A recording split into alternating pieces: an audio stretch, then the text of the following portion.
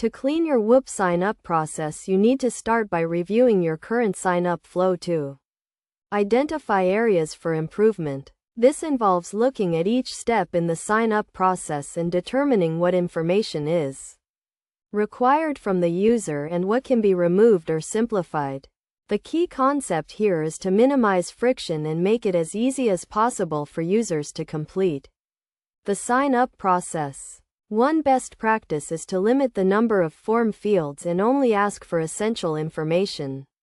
For example, if you don't need a user's phone number to complete the sign-up process, then don't ask for it. Once you have simplified your sign-up flow, you need to make sure that it is optimized for mobile devices. This is because many users will be accessing your sign-up page from their smartphones, so you need to ensure that the page is responsive and easy to navigate on smaller screens.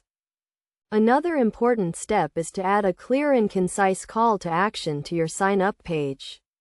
This should be a prominent button that stands out from the rest of the page and tells the user exactly what they need to do to sign up. For example, a big green button that says "Sign up now" is more effective than a small button that says "Submit." You should also consider adding social proof to your sign-up page, such as customer testimonials or reviews. This can help build trust with potential users and increase the chances of them completing the sign-up process.